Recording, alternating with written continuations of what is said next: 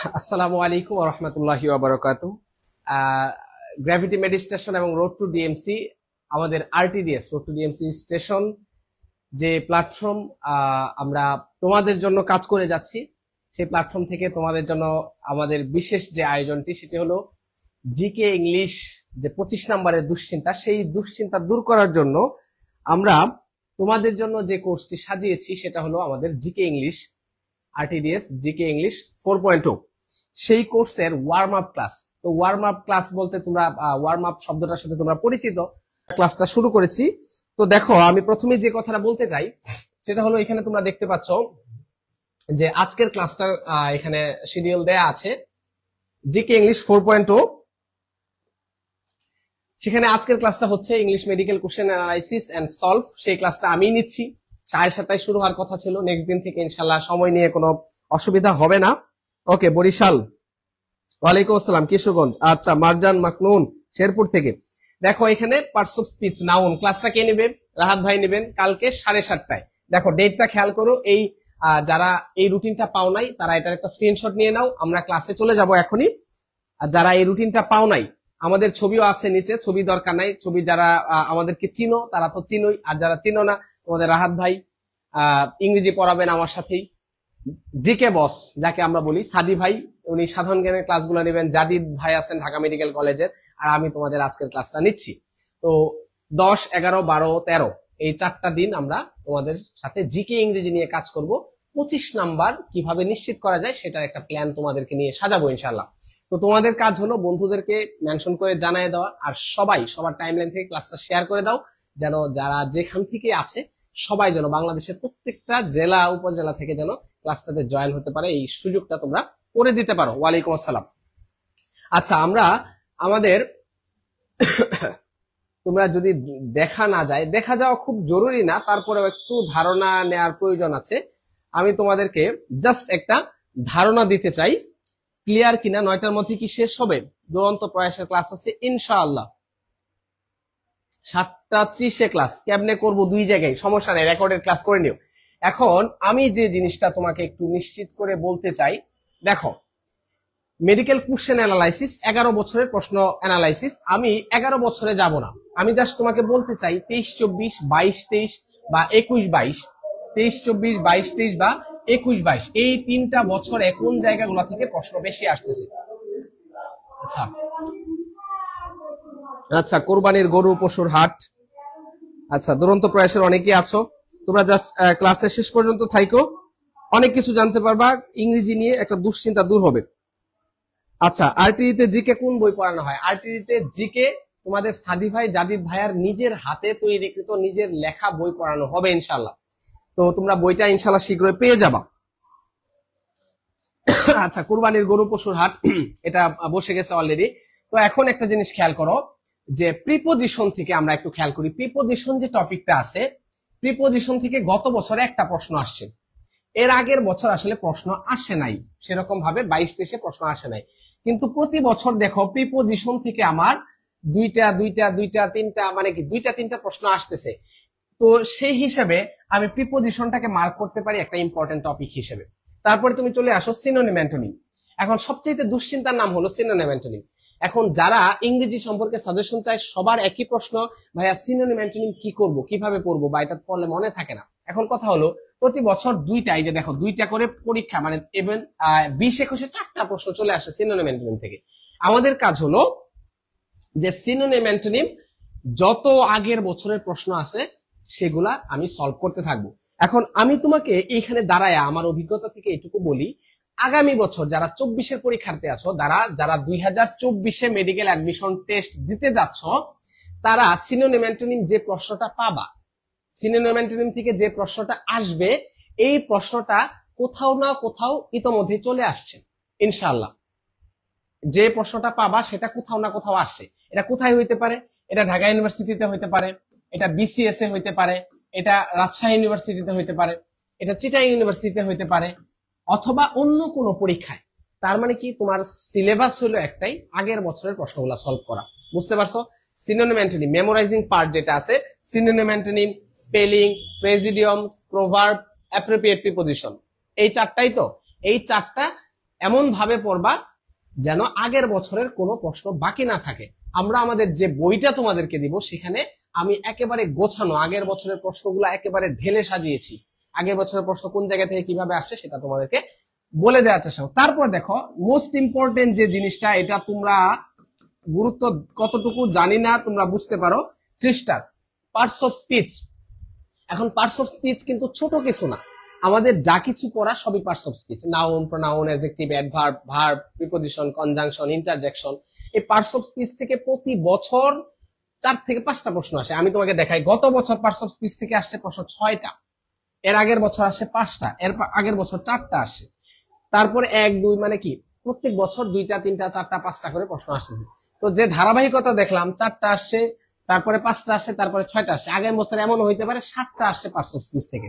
তার মানে এই টপিকটা একেবারে মোস্ট ইম্পর্টেন্ট, গ্রামারের জন্য এই টপিকের বাইরে কোনো সুযোগ নাই। তো কিভাবে পড়বা সেটা আমরা প্রশ্ন সলভে গেলে বুঝতে পারবা। আর ক্লাসগুলা আমাদের প্লে লিস্টে সাজানো আছে ইউটিউবে, সেই ক্লাসগুলা করবা, ঠিক হুবহু পড়ানো থেকে চলে আসতেছে। গত বছর প্রশ্নগুলা বলবো, ট্রান্সলেশন থেকে এখন আর প্রশ্ন তেমন একটা আসে না। ধরো এই যে ব্ল্যাঙ্ক, একটা শূন্য স্থান, তার মানে কি ট্রান্সলেশনটা লেস ইম্পর্টেন্ট। তোমার এই বিশ্লেষণটা ধরে ধরে পড়লে তুমি ইংরেজি নিয়ে খুব একটা বিপদে পড়বা না। তো এই লিস্টটা বা চার্টটা। তারপর দেখো ফ্রেজিডিয়ামস ইম্পর্টেন্ট, ক্লজ এন্ড ফ্রেজ থেকে প্রশ্ন আসতেছে, স্পেলিং থেকে গত বছর 2টা প্রশ্ন আসছে, খুবই ইম্পর্টেন্ট। এবং রেনেসার বানানটা আসছে, এটা কিন্তু এর আগের রাজশাহী ইউনিভার্সিটি, জাহাঙ্গীরনগর ইউনিভার্সিটি, তারপরে চিটাই ইউনিভার্সিটিতে, তারপরে অন্য অনেক ইউনিভার্সিটিতে এই জায়গা থেকে প্রশ্ন আসছে। তো এই জিনিসটা আমাদের চার্টটা ফলো করতে হবে, বুঝতে পারছো? এটা আমাদের জন্য খুবই খুবই খুবই গুরুত্বপূর্ণ। ওকে ওকে, তারপর দেখো বই কি ফ্রি পাবা? হ্যাঁ, বই ফ্রি পাবা। বই ফ্রি পাবা বলতে জিকে ইংলিশ কোর্সে যারা জয়েন হবা তারা বই পাবা, আর যারা 4.0 তে আছো তাদেরকে একটা পেমেন্ট করে বই নিতে হবে। এখন দেখো আমরা মেডিকেল কোশ্চেন সলভ এন্ড অ্যানালাইসিসে চলে যাব। 2022-23 সেশনে একটা প্রশ্ন আসা, সেই প্রশ্নটা ওকে দেখো 2022-23 সেশনে যে প্রশ্নটা আসছে সেটা দিয়ে আমরা আমাদের সলভটা শুরু করি। এখন দেখো আমরা কিন্তু শুধুমাত্র, এখন আমি তোমাকে বলি যে তুমি যখন এই প্রশ্নটা নিয়ে বসছো, তুমি যখন এই প্রশ্নটা পড়তেছো, এই প্রশ্নটা কিন্তু তোমার আগামী বছর আসবে না। আগামী বছর এই প্রশ্নটা থেকে তুমি কমন পাবা না, পরের বছরও পাবা না। কিন্তু কেন পড়বা এই প্রশ্নটা? তোমার একটা ধারণা তৈরি হবে যে ঠিক কোন জায়গা থেকে কিভাবে প্রশ্নগুলো আসে, ঠিক কিভাবে কোন জায়গা থেকে প্রশ্নগুলো কিভাবে আসে। এখন আমরা দেখি, which of the following can B use as a model as a main verb. As a model as a main verb. এখন কথা হলো এই প্রশ্নটা কোন জায়গা থেকে আসছে? এই প্রশ্নটা আসছে ভার্বের ক্লাসিফিকেশন থেকে। ভার্ব এর ক্লাসিফিকেশন, ভার্বের ক্লাসিফিকেশন। ভার্বের ক্লাসিফিকেশন মানে কি? ধরো principal verb, auxiliary verb, transitive verb, intransitive verb, inchoative verb, তারপরে কপুলেটিভ ভার্ব, কগনেট ভার্ব, অনেক ধরনের ভার্ব আছে। এই ভার্বগুলো সম্পর্কে আমার ডিটেইল জানতে হবে। এখন দেখো যে প্রশ্নটা যে জায়গা থেকে আসে সেটা হলো অক্সিলিয়ারি ভার্ব। অক্সিলিয়ারি ভার্ব, এখন অক্সিলিয়ারি ভার্ব চিনি না আমাদের মধ্যে এমন কেউ নাই। আমাকে একটু আনসার করো যে অক্সিলিয়ারি ভার্ব মানে কি? অক্সিলিয়ারি ভার্ব মানে হলো সাহায্যকারী ভার্ব, যে ভার্বগুলা মেইন ভার্বকে সাহায্য করে বাক্যের অর্থ প্রকাশ করার জন্য। তো এখানে অক্সিলিয়ারি ভার্বের মধ্যে আবার 2টা প্রকার আছে, একটা হলো প্রাইমারি অক্সিলিয়ারি, একটা হলো প্রাইমারি, একটা হলো মডাল, আরেকটা কি modal auxiliary verb. Primary auxiliary verb কোনগুলা? প্রাইমারি অক্সিলিয়ারি ভার্ব হলো বি ভার্ব, হ্যাভ ভার্ব আর ডু ভার্ব। এই প্রাইমারি অক্সিলিয়ারি ভার্ব আমার টোটাল হলো 14টা। মনে রাখবা প্রাইমারি অক্সিলিয়ারি ভার্ব কোনটা? 14টা। বি ভার্বের মধ্যে কি কি আছে? Am, is, are, was, were, be, being, been. Am, is, are, was, were, be, being, been. আর হ্যাভ এর মধ্যে কি কি প্রায় অক্সিলিয়ারি ভার্ব আছে? Have, has, had. আর ডু ভার্বের মধ্যে আছে ডু, ডিড, ডাজ। এই হলো টোটাল কয়টা? 14টা প্রাইমারি অক্সিলিয়ারি ভার্ব। আর মডাল অক্সিলিয়ারি ভার্ব কি কি? Can, could, may, might, shall, should, will, would, এগুলো হলো মডাল অক্সিলিয়ারি ভার্ব। একটা জিনিস মনে রাখবা, জাস্ট এগুলো কিন্তু প্রত্যেকেই নোট করবা। এটা কিন্তু এই যে আমি যেটা পড়াচ্ছি এর মধ্যে আগের বছর প্রশ্ন চলে আসতে পারে, এটা মাথায় রেখো। এই প্রাইমারি অক্সিলিয়ারি ভার্বগুলা আমার একই সাথে মেইন ভার্ব হিসেবে ব্যবহৃত হতে পারে, আবার কি অক্সিলিয়ারি ভার্ব হিসেবে ব্যবহৃত হতে পারে। যেমন আমি তোমাকে একটা সেন্টেন্স বলি যে আই অ্যাম এ স্টুডেন্ট। এইখানে দেখো এম, কোন বাক্যে যদি একমাত্র ভার্ব, যদি অক্সিলারি ভার্বটা যদি একমাত্র ভার্ব হিসেবে ব্যবহৃত হয়, সেটাকে আমরা কি বলবো? প্রিন্সিপাল ভার্ব বা মেইন ভার্ব। প্রিন্সিপাল ভার্ব বা মেইন ভার্ব। যদি কোনো অক্সিলারি ভার্ব কোনো সেন্টেন্সে একমাত্র ভার্ব হিসেবে ব্যবহৃত হয়, তাহলে সেই ভার্বটাকে আমরা কি বলবো? অক্সিলারি ভার্ব বা ওকে মেইন ভার্ব, প্রিন্সিপাল ভার্ব বা মেইন ভার্ব। কিন্তু যদি কোনো বাক্যে আমার যদি সেটা সাহায্যকারী ভার্ব হিসেবে ব্যবহৃত হয়, তাহলে সেটাকে তখন আমি বলবো কি?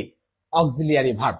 এখন খেয়াল করো, ভার্বের ক্লাসিফিকেশন থেকে প্রশ্ন আসে। যেমন ধরো আমি বললাম যে আই, ওকে এটা কালো দিয়ে হবে না, এটা নিতে হবে, কালারটা আমি একটু চেঞ্জ করে নেই, জাস্ট এ মিনিট। এটা নিলে কেমন হয় দেখি। I am going to college. দেখো I am going to college, এখানে গোয়িংটা হলো আমার মেইন ভার্ব, প্রিন্সিপাল ভার্ব। এটা ছাড়া বাক্য গঠন করা সম্ভব না। এই গোয়িং কে আমার সাহায্য করছে এম, মানে কি? এম এখানে অক্সিলারি ভার্ব। তার মানে কোন বাক্যে যদি আমার অন্য প্রিন্সিপাল ভার্বকে যদি সাহায্য করে, তাহলে সেক্ষেত্রে অক্সিলারি ভার্ব। আর যদি কোনো বাক্যে একটা মাত্র ভার্ব হিসেবে অক্সিলারি ভার্ব থাকে, সেটাকে আমরা প্রিন্সিপাল ভার্ব বলবো। তো বি ভার্ব, হ্যাভ ভার্ব এবং ডু ভার্ব, এটা হলো আমার প্রাইমারি অক্সিলারি। আর মডাল অক্সিলারি কি? Can, could, may, might, shall, should, need, dare, must, ought to, have to, এগুলা হলো সব আমার মডাল অক্সিলারি ভার্ব। এখন কথা হলো, আমার প্রশ্নে আসছে which of the following can be used as a modal and as a main verb. আমার কোন ভার্বগুলো? এখন আমি বললাম যে প্রাইমারি অক্সিলারি ভার্ব কয়টা? 14টা। আর যদি পরীক্ষায় আসে যে অক্সিলারি ভার্ব কয়টা, কতটুকু, মানে প্রশ্ন অনেক সময় আসতে পারে যে ইংরেজি ভাষার অক্সিলারি ভার্ব টোটাল কতটি, তো তখন আমার আনসার হবে 12টি। অক্সিলারি ভার্ব ইংরেজি ভাষায় কয়টা? 12টা। To be, to have, to do, এটা 3টা ধরে আমার can, could, may, might, shall, should, will, would, এগুলা ought to, have to, need, dare, এগুলো সবকিছু মিলায় কয়টা হয়? এই যে 12টা। যদি পরীক্ষায় আসে যে অক্সিলারি ভার্ব কয়টা? 12টা। আর যদি বলে প্রাইমারি অক্সিলারি ভার্ব কয়টা? 14টা। এটা আমাদের একটু খেয়াল করতে হবে। এখন আমার যেটা প্রশ্নে আসছে যে কোন ভার্বটা একই সাথে মডাল, একই সাথে মেইন ভার্ব ব্যবহৃত হইতে পারে। এটা কিন্তু আমার মডাল অক্সিলারি ভার্ব না। এই যে টু বি, বি, হ্যাভ আর ডু, এই 3টা হলো আমার কি ভার্ব? Primary auxiliary verb. আর মডাল অক্সিলারি ভার্ব কোনটা? ওই যে can, could, may, might, shall, should, will, would, এগুলা। এখন প্রশ্নে যেটা আসছে যে কোনটা মডাল অক্সিলারি ভার্ব হতে পারে, আবার মেইন ভার্বও হইতে পারে। তো এইটা আমার দুইটা শব্দ আছে, একটা হলো নিড এবং আরেকটা হলো ডেয়ার। নিড এবং ডেয়ার, এই দুইটা শব্দের মধ্যে একটা ভার্ব আমার একই সাথে মেইন ভার্ব হইতে পারে, আবার কি আমার অক্সিলারি, মডাল অক্সিলারি ভার্ব হিসেবেও ব্যবহৃত হইতে পারে। আমি তোমাদের কমেন্টটা একটু ফলো করতে চাই। অনেকগুলা শেয়ার করে দিচ্ছ তোমরা, যারা শেয়ার এখনো করো নাই তারা অবশ্যই ক্লাসটা শেয়ার করে দিও। আমি তোমাদের কমেন্ট গুলা দেখবো, আনসার গুলা এরপরে থেকে তোমাদের আনসার গুলা খেয়াল করবো। আমি শুধু পড়াই যাচ্ছি। তো তোমাদের কাজ হবে, আমি দেখো কিভাবে এর চাইতে ডিটেইল মডাল অক্সিলারি ভার্ব বা অক্সিলারি ভার্ব নিয়ে এর চাইতে ডিটেইল আর কোথাও পাবা না। ইংরেজি ভাষায় অক্সিলারি ভার্ব নিয়ে এর চাইতে ডিটেইল আর কোনো তথ্য নাই। এখন কথা হলো নিড এবং ডেয়ার। তো যখন আমরা এই নিড এবং ডেয়ারটা কোন সেন্টেন্সে একমাত্র ভার্ব হিসেবে বসবে, আই নিড ইউর হেল্প, আমি বলতেছি কি? I need your help. আমি বলতেছি যে, দেখো খেয়াল করো একটু, আমি বলতেছি যে আই নিড ইউর হেল্প। দেখো এখানে একমাত্র ভার্ব হলো নিড। এটা আমার কি ভার্ব?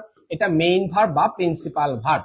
কিন্তু you need not to go there, you need not to go there, you need not to do the sum, বা you need not to do the work, তোমার এই কাজটা করার প্রয়োজন নাই। আমি যখন বলবো তখন এই নিডটা হবে আমার অক্সিলারি ভার্ব। এটা মডাল হইতে পারে, মেইন ভার্ব হইতে পারে। তাহলে আনসার কি হবে? আনসার হবে নিড। আনসার কি হবে? নিড। এবং নিড তো আনসার হলো, আরেকটা ওয়ার্ড কি হইতে পারে? এটা হইতে পারে দেয়ার। বুঝতে পারছো? এটা হলো অক্সিলারি ভার্বের এ টু জেড। এর বাইরে অক্সিলারি ভার্ব নিয়ে আর কোনো পড়াশোনা নাই। এটা চোখ বন্ধ করে তোমরা মাথায় রাখতে পারো, চোখ বন্ধ করে মাথায় রাখতে পারো। বুঝতে পারছো? ওকে, যারা এখনো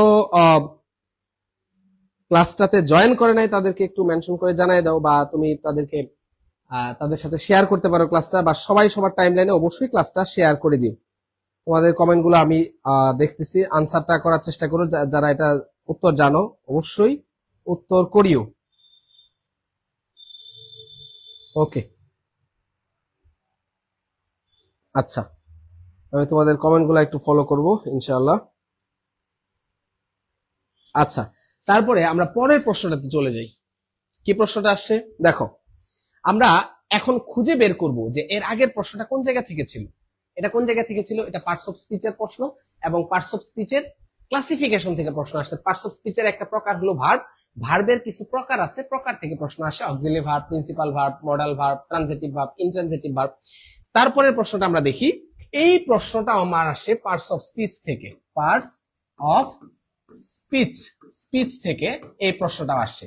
পার্টস অফ স্পিচের একটা প্রকার আছে প্রোনাউন। প্রোনাউন, প্রোনাউন কয় প্রকার? প্রোনাউন 8 প্রকার। সাধারণত আমরা ইংরেজি গ্রামারে প্রোনাউনের প্রকারটা জানি কয় প্রকার? 8 প্রকার। 8 প্রকার। আচ্ছা, প্রাইমারি অক্সিলারি ভার্ব হলো 14টা। একজন প্রশ্ন করছে প্রাইমারি অক্সিলারি ভার্ব হলো 14টা। ওকে, আচ্ছা, যারা দুরন্ত ডিএমসি এটা আনসার করো।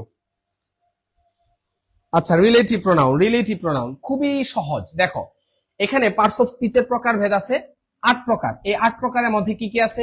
ধরো আমি যদি প্রথম থেকে গুনি, যে পার্সোনাল প্রোনাউন, তারপরে কি demonstrative pronoun, relative pronoun, interrogative pronoun, তারপরে রিফ্লেক্সিভ প্রোনাউন, রিসিপ্রোকাল প্রোনাউন, তারপরে আর কি রিসিপ্রোকাল, দাঁড়া আমি প্রথম থেকে বলি। Personal pronoun, demonstrative pronoun, relative pronoun, reflexive pronoun, এখানে 4টা পাইলাম। তারপরে ইন্টারোগেটিভ প্রোনাউন, রিসিপ্রোকাল প্রোনাউন, তারপরে হলো যে ইচ আদার, ওয়ান আদার, রিসিপ্রোকাল, ডিস্ট্রিবিউটিভ প্রোনাউন। এই হলো টোটাল 8 প্রকার প্রোনাউন। 8 প্রকার প্রোনাউনের মধ্যে ডেমনস্ট্রেটিভ প্রোনাউন কোনটা? ডেমনস্ট্রেটিভ মানে হলো this that, this that, those, এগুলো হলো ডেমনস্ট্রেটিভ প্রোনাউন। আমি বললাম যে দিস ইজ আ পেন, এটা একটা কলম, এটা হলো আমার কি নির্দেশ করা বোঝাচ্ছে। ডেমনস্ট্রেট মানে হলো নির্দেশ করা। তো এই ডেমনস্ট্রেটিভ প্রোনাউন হলো কি দিস দ্যাট দোজ দিস। কাছের গুলা বুঝাইলে আমরা, সিঙ্গুলার বুঝাইলে আমরা দিস ব্যবহার করি, প্লুরাল বুঝাইলে আমরা দোজ ব্যবহার করি, দিস ব্যবহার করি, THESE দিস। তারপরে দূরের কোনো কিছু বুঝাইলে আমরা that is my book, that is my pencil. তো এটা দূরের কিছু সিঙ্গুলার বুঝাইলে আমরা দ্যাট ব্যবহার করি। তারপরে দেখো পার্সোনাল প্রোনাউন। পার্সোনাল প্রোনাউন কি? পার্সোনাল প্রোনাউন মানে হলো ব্যক্তি, আই, ইউ, হি, শি, দে, এগুলো সব হলো পার্সোনাল প্রোনাউন। পার্সোনাল প্রোনাউন আবার 3টা পার্সন হয়, first person, second person, third person, যেমন কি আই, উই, হি, এগুলো হলো পার্সোনাল প্রোনাউন। তারপর দেখো রিলেটিভ প্রোনাউন। রিলেটিভ প্রোনাউন কি? এখানে who, what, which, who, what, what, when,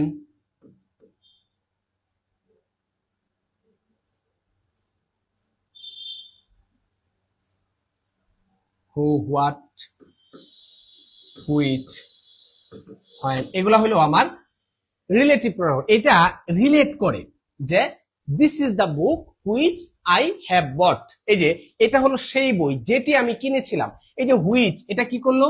দুইটা বাক্যকে সংযুক্ত করলো বা রিলেট করলো, তাই এটাকে আমরা বলবো রিলেটিভ প্রোনাউন। এখন দেখো এই প্রোনাউন গুলো আমার আবার কি হইতে পারে? ইন্টারোগেটিভ প্রোনাউন হইতে পারে, ইন্টারোগেটিভ প্রোনাউন হইতে পারে, ইন্টারোগেটিভ প্রোনাউন হইতে পারে। তার মানে কি এই যে হু, হুইচ, হোয়াট, হোয়েন, হাউ, এই ডব্লিউএইচ ওয়ার্ড গুলো আছে, এগুলো একই সাথে রিলেটিভ প্রোনাউন হিসেবে ব্যবহৃত হতে পারে, আবার কি একই সাথে ইন্টারোগেটিভ প্রোনাউন হতে পারে। তো এখন অপশনে যেহেতু আমার ইন্টারোগেটিভ নাই, তাহলে আমার চোখ বন্ধ করে কি হবে? আনসার হবে রিলেটিভ প্রোনাউন। যারা আনসার করছো, এখন রিফ্লেক্সিভ প্রোনাউন। রিফ্লেক্সিভ প্রোনাউন কি? সেলফ বা সেলফ যুক্ত, সেলফ বা SELVES, SELVES মানে কি my self, your self.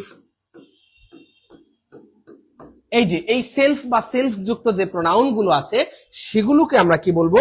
Reflexive pronoun. পজিটিভও তো প্রোনাউনও হয়, আবার অ্যাডজেক্টিভও হয়, মাই, আওয়ার, এইগুলা তো পজিটিভ প্রোনাউন, আর ইউরস, ইউরস এগুলা পজিটিভ অ্যাডজেক্টিভ। তাহলে পজিটিভ প্রোনাউন কেন বললেন না? পজিটিভ প্রোনাউন কেন বললেন না? পজিটিভ প্রোনাউন এবং অ্যাডজেক্টিভ। পজিটিভ মানে কি? পজিটিভ মানে হলো অধিকার বোঝায়, অধিকার। পজিটিভ হলো পার্সোনাল প্রোনাউনের একটা ফর্ম। মনে রাখবা, একটা প্রশ্ন করছে, খুবই সুন্দর প্রশ্ন, আমি তোমাকে ব্যাখ্যা করে বলে দিই। তার মানে কি এই প্রশ্নটা কোথা থেকে আসলো? প্রোনাউনের প্রকার থেকে, প্রোনাউনের প্রকার থেকে এই প্রশ্নটা আসলো, খুবই ইম্পর্টেন্ট। মানে কি দেখো, এর আগের প্রশ্নটা পাইলাম আমরা ভার্বের প্রকার থেকে, এখন আমরা পাইলাম প্রোনাউনের প্রকার থেকে। তাহলে প্রত্যেকটা পার্টস অফ স্পিচের প্রকার, ক্লাসিফিকেশন অনেক জরুরি এবং এটা তোমার জানা থাকতেই হবে। এখন যে প্রশ্নটা একজন জানতে চাইছে, একটু মনোযোগ দিয়ে শুনো। ধরো এই যে জিজ্ঞেস করার মাধ্যমে কিন্তু অনেক কিছু শেখা হয়ে যায়। পজিটিভ একটা প্রোনাউন হইতে পারে। এখন পার্সোনাল প্রোনাউনের কয়েকটা রূপ আছে, পার্সোনাল প্রোনাউনের কয়েকটা রূপ আছে, যেমন first person, first, second person, third person. এইটারই একটা ফর্ম হলো পজিটিভ। পজিটিভ, এই পজিটিভ প্রোনাউনটা হলো পার্সোনাল প্রোনাউনের একটা ফর্ম। পার্সোনাল প্রোনাউন মানে কি ব্যক্তি, আই, মাই, এগুলা হলো পার্সোনাল প্রোনাউন। তো এই পজিটিভটা হলো আমার এই পার্সোনাল প্রোনাউনের একটা ফর্ম, যার কারণে এটাকে আমি আলাদাভাবে প্রোনাউন হিসেবে কাউন্ট করতেছি না। এখন পার্সোনাল পজিটিভ প্রোনাউন কখন হয়, পজিটিভ অ্যাডজেক্টিভ কখন হয়, এটা অনেক বড় পড়া।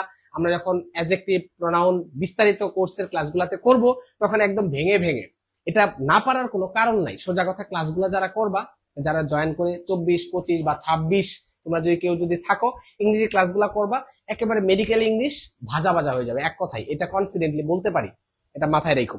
তো এই কনফিডেন্সটা কেন আছে? কারণ দীর্ঘ 7 থেকে 8 বছর ধরে মেডিকেল ইংরেজি নিয়ে কাজ করতেছি। কোথা থেকে প্রশ্ন আসে, কোথা থেকে প্রশ্ন আসার সম্ভাবনা আছে, সবগুলা বলে দিতে পারি।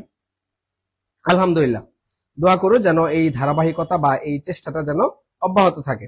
এটা কাদের জন্য মেইনলি? এটা হলো তুমি যে বেচেরই হও না কেন, মেডিকেলের ইংরেজি, শুধু মেডিকেল না, যে কোনো অ্যাডমিশনে ইংরেজি এবং জিকে তে যদি আগায় থাকতে চাও, তাদের জন্য এটা সোজা কথা। দেখো তাহলে আনসার কি হবে? রিলেটিভ প্রোনাউন, রিফ্লেক্ট, তারপর রিসিপ্রোকাল প্রোনাউন আছে, ডিস্ট্রিবিউটিভ প্রোনাউন আছে। ডিস্ট্রিবিউটিভ কি? Each other, one another, each other, one another. Distributive মানে কি? যে each either neither, each either neither, each either neither, এগুলা হলো ডিস্ট্রিবিউটিভ প্রোনাউন। তারপরে রিসিপ্রোকাল কি? Each other, one another. এই যে হলো টোটাল 8 প্রকার। তার মানে দেখো আমাদের প্রোনাউনের প্রকার থেকে আমরা প্রশ্ন পাচ্ছি। তারপরে আমরা প্রশ্ন চলে যাই রিক্যালসিট্রেন্ট। রিক্যালসিট্রেন্ট এটা হলো সিনোনিম অ্যান্টোনিম। তো এটা হলো আমার মেমোরাইজিং পার্ট থেকে প্রশ্ন আসে। Memorising part, memorising part, memorising part. Memorising পার্টের মধ্যে কি কি আছে? Appropriate preposition, appropriate preposition. তারপর 2 নাম্বার আছে কি? Synonym antonym. 3 নাম্বারে কি আছে? ফ্রেজিডিয়ামস।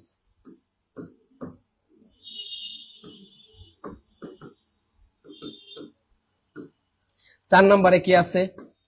স্পেলিং। 5 নম্বরে কি আছে? Proverb, proverb. এই টোটাল, এটা একটু লিখে রাখো। গ্রামারের সমস্যা কমই হয় সিনোনিম অ্যান্টোনিম। সিনোনিম অ্যান্টোনিম থেকে গত বছর 2টা প্রশ্ন আসছে।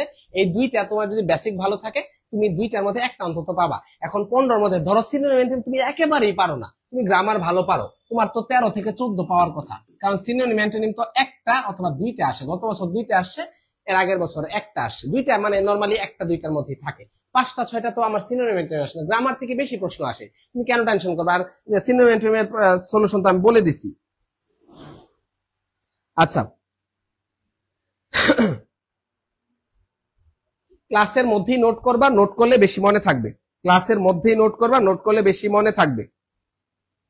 নোট করলে তুমি ধরো যে কোনো সময় এই টপিকটা বের করে তুমি চেক করে ফেলতে পারবা, চেক করে ফেলতে পারবা। বুঝতে পারছো? আমাকে একটু কমেন্টে আনসারটা জানাও, দেখি কি অবস্থা তোমাদের। আচ্ছা, এখানে একটু কমেন্টে জানাও আনসারটা কি তোমরা জানো কিনা। এটা কেমনে বুঝবো? আসলে বোঝা খুব কঠিন। কই কারো কমেন্ট দেখতেছি না। আচ্ছা, চাঁদনি আক্তার, মেহরুন নেসা আনসার করছো এ। ওকে, মিউটেনাস, মিউটেনাস। ওকে, নাহিদুর রহমান, নাহিদুর রহমান। শাফিন আহমেদ বলছো সি, শাফিন আহমেদ বলছো সি। ডোসাইল, ডোসাইল। এখানে কি চাইছে? The word recalcitrant means. এখানে মিন্স বলতে কি? মিন্স বলতে অবশ্যই খেয়াল করতে হবে সিনোনিম চাইছে, কি চাইছে? Synonym, synonym, SY synonym. এখানে মিন্স বলতে কি চাইছে? সিনোনিম। আচ্ছা মিরাজ বলছো সি, আদিত্য সাহা অনামিকা বালা বলছো সি, আদিত্য সাহা বলছো এ, উসামা বলছো এ, মেডি এসপেরেন্ট ওকে এ, শাফিন আহমেদ এ বলছো, জান্নাতুল আজিজা এ বলছো, আচ্ছা সাদিয়া বলছো সি, মাইশা রহমান বলছো সি। এখন কথা হলো আমরা কি এই ওয়ার্ডটার অর্থ জানি কিনা? রিক্যালসিট্রেন্ট অর্থ হলো প্রতিকূল বা বিরূপ। আমি যদি বলি এখানে এটা অর্থ হলো প্রতিকূল বা বিরূপ, প্রতিকূল বা বিরূপ। বিরূপ মানে কি? যে আমাদের থাকে না যে কিছু পরিস্থিতি থাকে আমাদের প্রতিকূলে, আমাদের বিরূপ। এই যে রেমালের একটা রেমাল, ঘূর্ণিঝড় রেমাল চলে গেল লাস্ট বাংলাদেশের উপর দিয়ে, তারিখটা কিন্তু খুবই ইম্পর্টেন্ট, মনে রাখতে হবে। রেমাল কত তারিখে বাংলাদেশ অতিক্রম করছে? রেমাল বাংলাদেশ অতিক্রম করছে হলো কত তারিখ, আমি নিজে তো ভুলে গেলাম। আজকে কত তারিখ? 10 হইলে 25 তারিখ, 25 তারিখ বাংলাদেশের উপর দিয়ে রেমাল চলে গেছে সাই করে। তো ভুল হইতে পারে, কিন্তু 25 তারিখ সম্ভব, আমি মনে নাই। তো প্রতিকূল পরিবেশ, এটাকে আমরা বলি রিক্যালসিট্রেন্ট। রিক্যালসিট্রেন্ট। এখন দেখো যারা আনসার করতেছো, যারা তারা আমি জানি না বুঝে আনসার করতেছো কিনা। কেউ কেউ সি বলছো, কেউ কেউ এ বলছো। মিউটেনাস, মিউটেনাস শব্দের অর্থ হলো বৈপরীত বা বিপরীত, বিদ্রোহ। মানে মিউটেনাস বলতে যে থাকে না যে কিছু মানে উচ্ছৃঙ্খল বা মানে এমন একটা পরিস্থিতি যেটা আমাদের প্রতিকূলে আছে, মানে বিদ্রোহ করে, মানে এরকম বলে না যে বিদ্রোহ করতেছে, তো এটাকে আমরা বলি কি?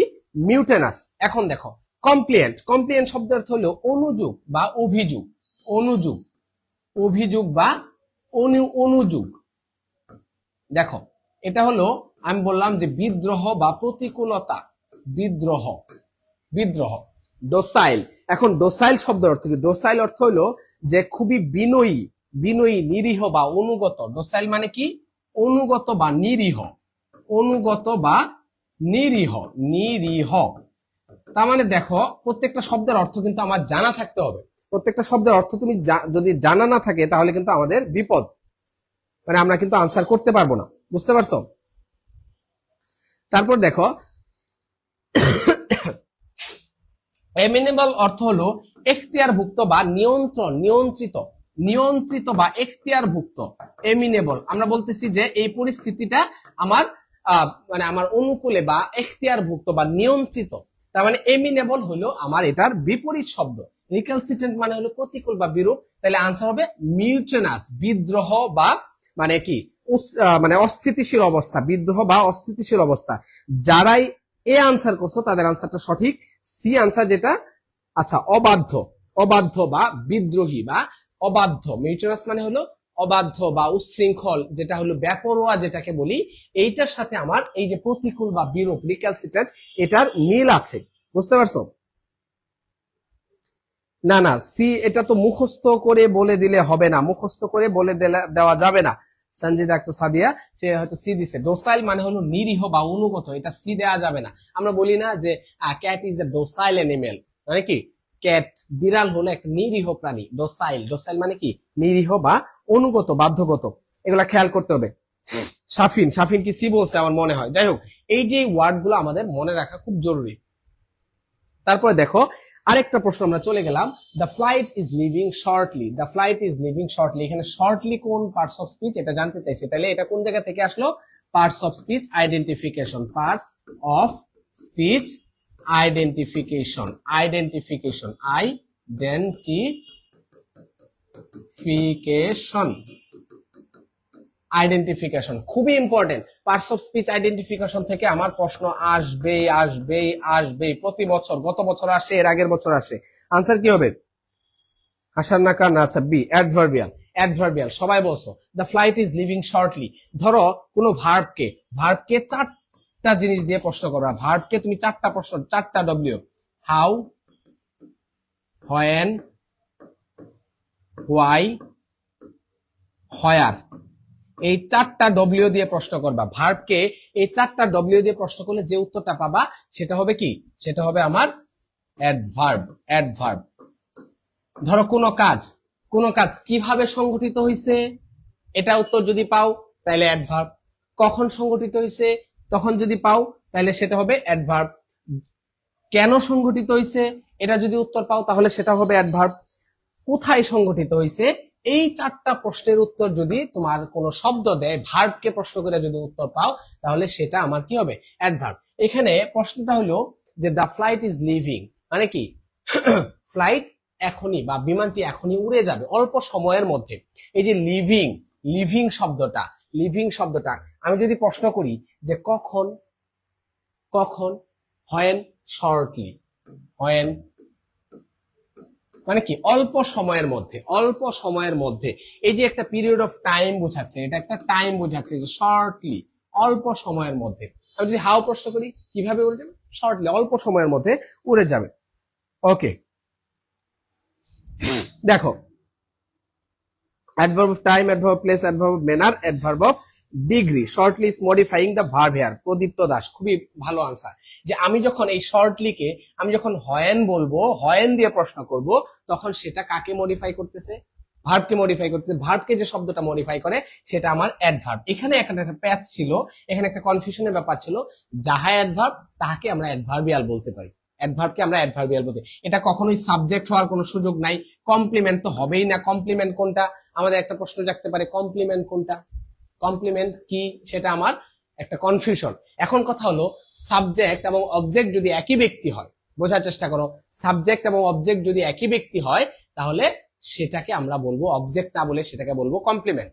অবজেক্ট এবং কমপ্লিমেন্টের মধ্যে একটা পার্থক্য, এটা তোমরা যে রাখো। যে আমি বললাম আই এম আ স্টুডেন্ট, এখানে আই হলো সাবজেক্ট, স্টুডেন্ট হলো আমার অবজেক্ট। এখন দেখো এই আই, যে এই আই আর স্টুডেন্ট কি একই ব্যক্তি না? আমি হই একজন ছাত্র। এখন এই আই এবং স্টুডেন্ট, সাবজেক্ট এবং অবজেক্ট যখন একই ব্যক্তি হয় তখন অবজেক্টকে আমরা কি বলি, কমপ্লিমেন্ট বলি, কমপ্লিমেন্ট বলি। কিন্তু আমি যদি বলি I love my country, I আর মাই কান্ট্রি কি এক?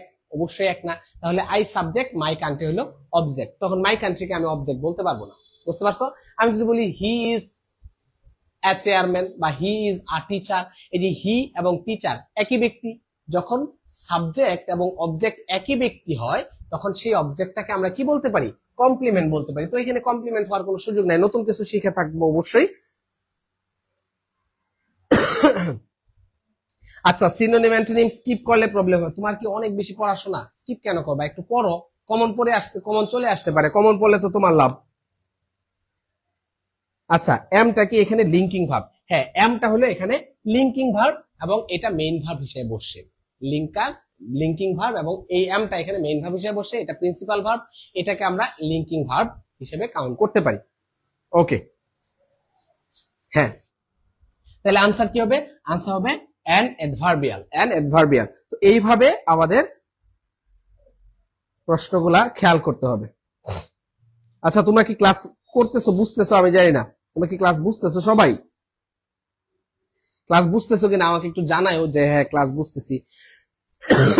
অনেক ঠান্ডা লাগছে আসলে গরম থেকে, কারণ এই ডিভিশন এক্সামে সারা বাংলাদেশে প্রত্যেকটা বিভাগে যাওয়া হয়েছে। আজকে সিলেটের পরীক্ষা ছিল, আমি যাইতে পারি নাই বা আমরা অনেকেই যাই নাই, আসলে বন্যা কবলিত, তোমরা কি অবস্থায় আছে আমরা জানি না। কিন্তু কথা হলো ক্রিস্টাল ক্লিয়ার, আদিত্য শাহ বলছে ক্রিস্টাল ক্লিয়ার। কথা হলো যে এই যে জার্নি, মানে আমি চিন্তা করলাম যে তোমাদের পরীক্ষা নিতে যায় 2 দিনে 1400 কিলোমিটার জার্নি হয়েছে। ময়মনসিং থেকে রাজশাহী গেছি, রাজশাহী থেকে খুলনা গেছি, খুলনা থেকে ঢাকা আসছি, ঢাকা থেকে আবার ময়মনসিং আসছি।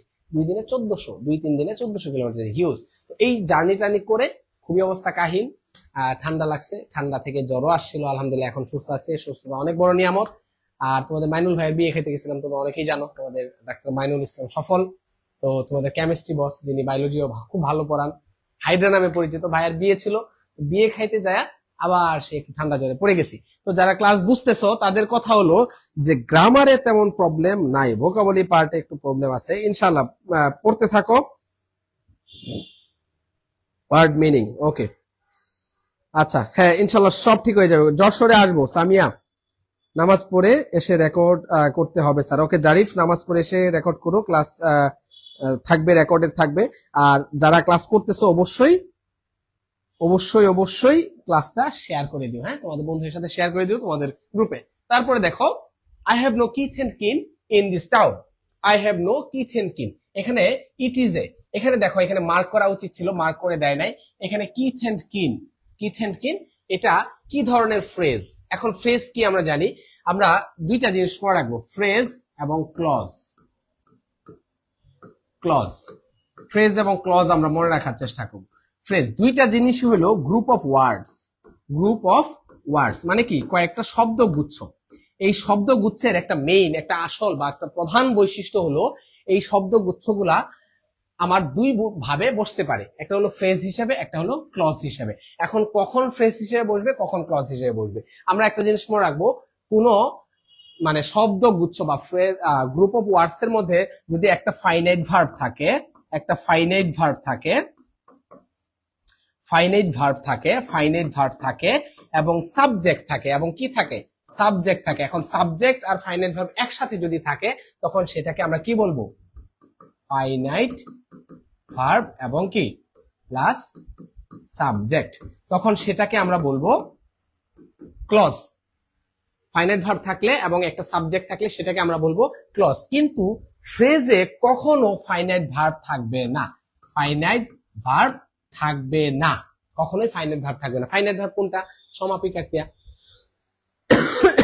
ফাইনাইট ভার্ব মানে কি? যে ভার্বগুলো আমার টেন্স, পারসন, নাম্বার এগুলোর সাথে সাথে পরিবর্তিত হয়, বুঝতে পারছো? এগুলাকে আমরা ফাইনাইট ভার্ব বলি। আর নন ফাইনাইট ভার্ব কোনটা? যেগুলো আমার পরিবর্তিত হয় না বা ভার্বালস, যেমন কি ইনফিনিটিভ, জিরান, পার্টিসিপল, এগুলাকে আমরা কি বলি? ভার্বালস বা নন ফাইনাইট ভার্ব। তো ফাইনাইট ভার্ব কি? আমার যে টেন্সগুলা, যে ভার্বগুলো আমার টেন্সের সাথে, I go to school, he goes to school, তার মানে গোটা কি ভার্ব? Finite verb.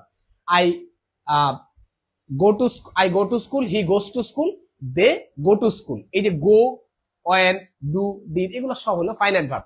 তো যে সেন্টেন্সে বা যে গ্রুপ অফ ওয়ার্ডসে আমার ফাইনাইট ভার্ব আজান দিচ্ছে, অসুবিধা নাই, যারা নামাজ পড়বা, কিথ এন্ড কিন মানে হলো আত্মীয় স্বজন। ভেরি গুড, আনসার বলে ফেলছে, সবাই বলে ফেলছে, আমি জাস্ট এক্সপ্লেনেশন চলে গেছি।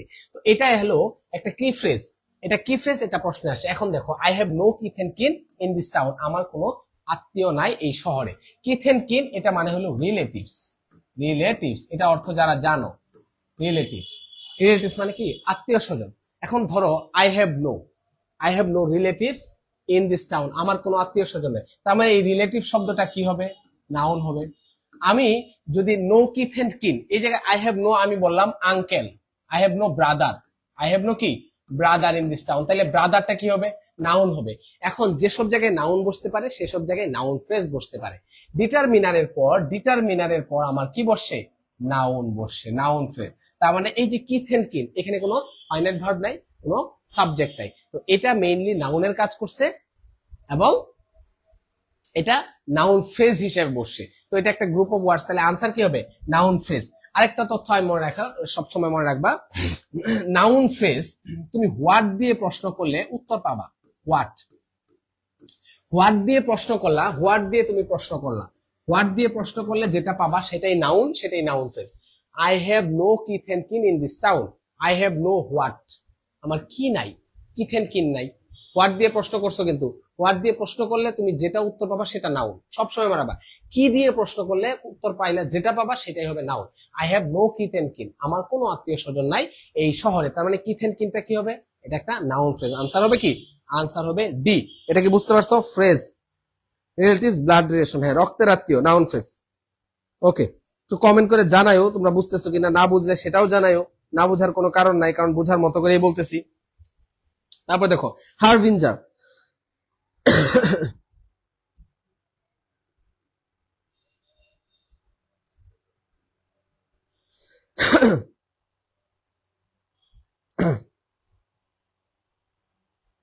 হারভিঞ্জার। ওকে দেখো, আচ্ছা প্রেডিকেট, এটা জিকে সেকেন্ড টাইমারদের জন্য, জিকে বেচের ক্লাস থেকে সেকেন্ড টাইমারও তো ক্লাস করবা, কারণ সেকেন্ড টাইমারদেরকে ইংরেজি আনসার করতে হবে না? সেকেন্ড টাইমারদের জন্য তো ইংরেজিতে 15 নাম্বার, তাদেরকে আনসার করতে হবে না? 15তে তুমি যদি 7-8 পাও, তাহলে সেকেন্ড টাইমে ধরো তোমার 5 নাম্বার মাইনাস, অলরেডি মাইনাস। তো এর মধ্যে তুমি ইংরেজিতে 7-8 পাইলে আর চান্স পাওয়ার কোনো সম্ভাবনা থাকবে না। তো ইংরেজিতে তোমার মিনিমাম 13 থেকে 14 আমার নিশ্চিত করতে হবে, এবং 13-14 পাওয়া সম্ভব। আমি বারবার বলতেছি 13-14 পাওয়া সম্ভব, শুধুমাত্র একটু চোখ কান খোলা রেখে ইংরেজিটা একটু পড়তে হবে। তুমি কেমিস্ট্রিতে বা বায়োলজিতে 13, 14 বা 15তে মানে কি 90 বা 95% মার্কস তোলা অনেক কঠিন, অনেক কঠিন 90% মার্ক তোলা, কিন্তু তুমি ইংরেজিতে খুব ইজিলি এটা তুলতে পারবা। হারবিঞ্জার, হারবিঞ্জার দেখো, হারবিঞ্জার শব্দের অর্থ কি? হারবিঞ্জার মানে হলো অগ্রদূত বা লিডার। হারবিঞ্জার এটার অর্থ হলো কি লিডার। এখন আমার চাইছে কি? চাইছে ওলার অ্যান্টোনিম। অ্যান্টোনিম মানে কি? বিপরীত শব্দ। কি চাইছে সেটা খেয়াল করতে হবে। এখন আমি জানি হারবিঞ্জার মানে কি? অগ্রদূত। অগ্রদূত বা অগ্রদূত। অগ্রদূত মানে হলো কি? যে সামনে থেকে নেতৃত্ব দেয়, যে সামনে থেকে নেতৃত্ব দেয়। তো আমাদের হযরত মুহাম্মদ সাল্লাল্লাহু আলাইহি ওয়াসাল্লাম তিনি আমাদের হারবিঞ্জার, মানে কি তিনি এই মুসলিম জাতিকে সামনে থেকে নেতৃত্ব দিয়েছেন। একসময় সারা দুনিয়া ইসলাম শাসন প্রতিষ্ঠিত ছিল। তো তিনি রাসূল হিসেবে প্রেরিত হয়েছেন, তখন তিনি অগ্রদূত ছিলেন। মানে কি আমাদের যে ইসলাম ধর্মের যে বাণী, ইসলাম ধর্মের যে যত মর্ম বাণী আছে সেটা আল্লাহর পক্ষ থেকে রাসূল সাল্লাল্লাহু আলাইহি ওয়াসাল্লামের উপর অবতীর্ণ হয়েছে। তো উনি সেটা মানুষের মধ্যে প্রচার করছেন। তো উনি হলেন একজন অগ্রদূত, অগ্র সৈনিক বা অগ্রদূত যেটাকে আমরা বলি। তাহলে দেখো এখানে খেয়াল করো, এডুকেটর। এডুকেটর মানে হলো কি? এডুকেটর মানে কি? যে শিক্ষাদান করে। অগ্রদূতের সাথে এখানে অ্যান্টোনিমের কোনো ওয়ার্ড নেই। এডুকেটর মানে কি? যে শিক্ষাদান করে। এখন আনসার কি কি বলতেছো তোমরা? অনুসারী, ফলোয়ার। ফার্স্ট টাইমের জন্য জিজ্ঞেস করলাম। আচ্ছা, ফার্স্ট টাইমারদের জন্য, হ্যাঁ ফার্স্ট টাইমারদের জন্য তো অবশ্যই, ফার্স্ট টাইমারদের জন্য তো অবশ্যই অবশ্যই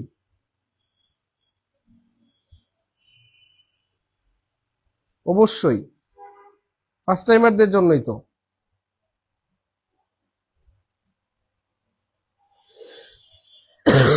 যিনি শিক্ষাদান করেন তাকে আমরা কি বলি? এডুকেটর বা টিচার। ওকে, তারপর দেখো সবাই আনসার বলে ফেলছো। আর মেসেঞ্জার মানে কি? মেসেঞ্জার মানে কি?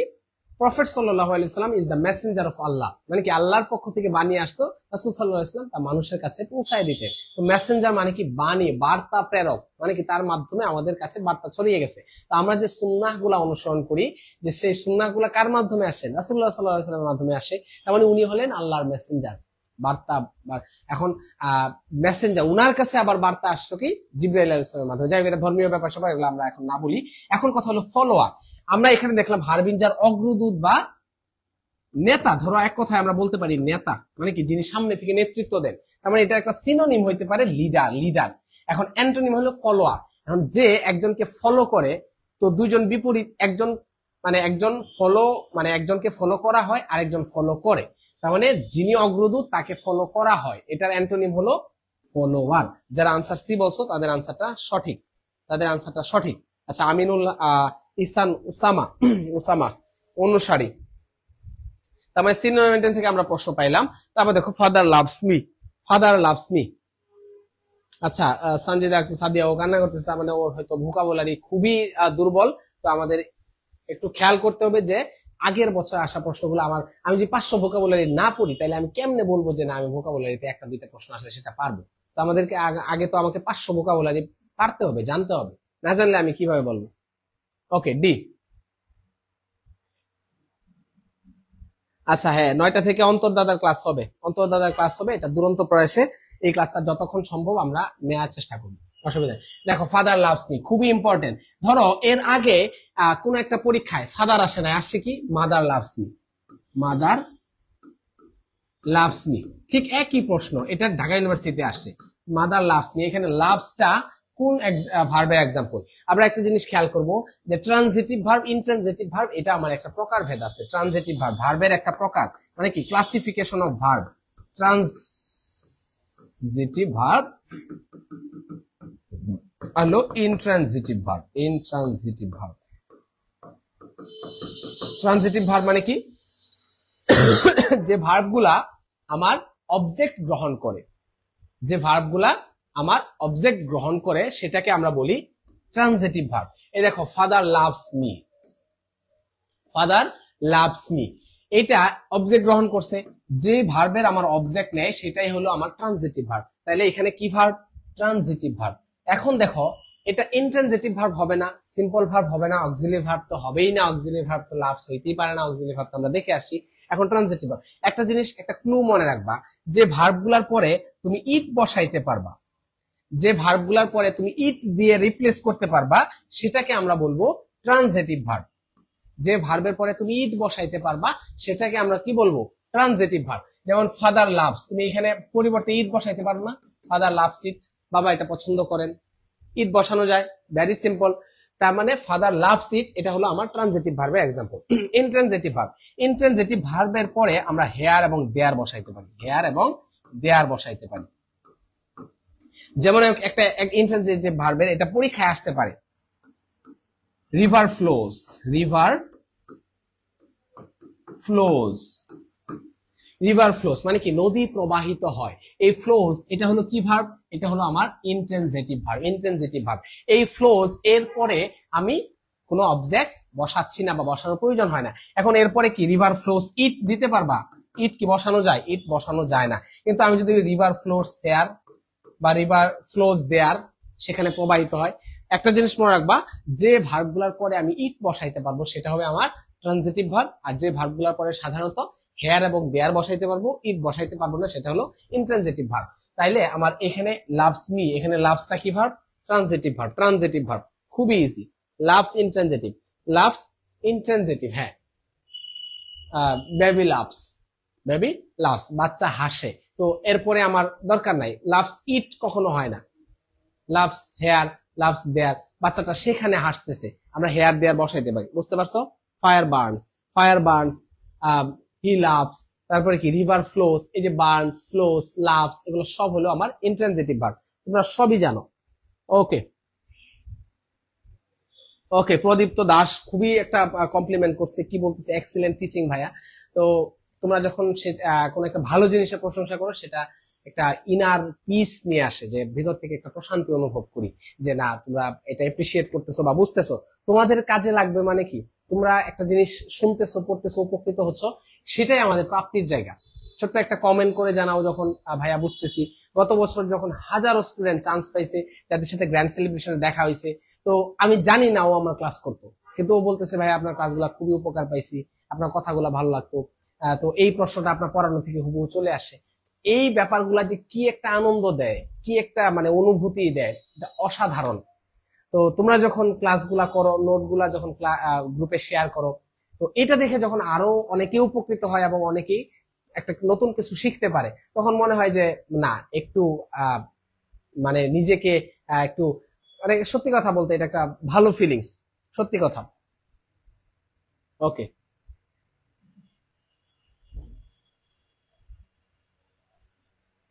আচ্ছা, বাচ্চা কাঁদে।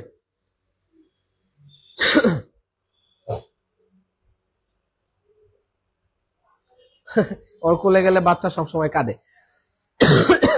তো পরের প্রশ্নটা আমরা একটু দেখি। দেখো, example intransitive name, complete the following sentence. গত বছর এই প্রশ্নটা খুবই ব্যতিক্রম একটা প্রশ্ন ছিল, খুবই ব্যতিক্রম একটা প্রশ্ন ছিল, এবং এই প্রশ্নটা অনেকেই আনসার করতে পারে নাই। এই প্রশ্নটা যেখান থেকে আসছে সেটা হলো WH embedded question, WH EMBEDD question, WH embedded question. এটা আনসারটা একটু আমাকে বললো তোমরা যারা ক্লাস করতেছো।